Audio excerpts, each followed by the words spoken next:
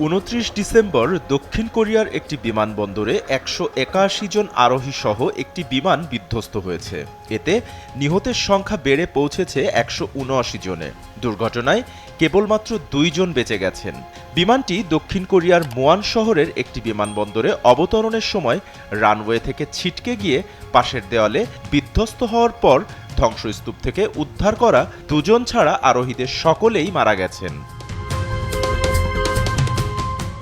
সকালে থাইল্যান্ডের রাজধানী ব্যাংকক থেকে জেজু এয়ারের 7C2216 ফ্লাইটটি ১৭৫ জন যাত্রী এবং ৬ জন ক্রু নিয়ে দেশের দক্ষিণ সিওল থেকে প্রায় ২৮৮ মাইল দূরে মোয়ান আন্তর্জাতিক বিমানবন্দরে অবতরণ করার সময় দুর্ঘটনাটি ঘটে।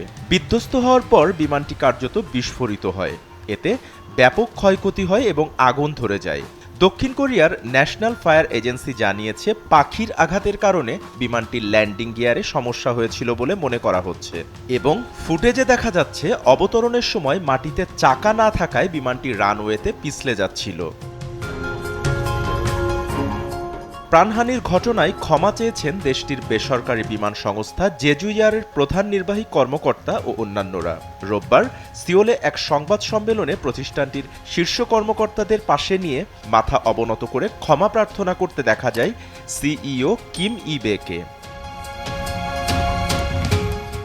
এদিকে দক্ষিণ কোরিয়ার বিমান দুর্ঘটনার মাত্র কয়েক ঘন্টার ব্যবধানে কানাডার হ্যালিফ্যাক্স বিমানবন্দরে ভয়াবহ দুর্ঘটনার শিকার হয়েছে এয়ার কানাডা DH-8 বিমানটি। জানা গেছে কানাডায় অবতরণের সময় ফ্লাইটটিতে আগুনের ঘটনা ঘটেছে।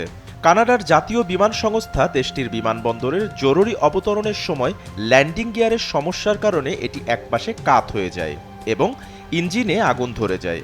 যদিও হতাহতের কোনো ঘটনা ঘটেনি এবং যাত্রীদের নিরাপদে উদ্ধার করা হয়েছে, তবে এই ঘটনায় সাময়িকভাবে বিমানবন্দরের ফ্লাইট কার্যক্রম বন্ধ করে দেওয়া হয়। বাপ্পি খান, SA TV ডিজিটাল।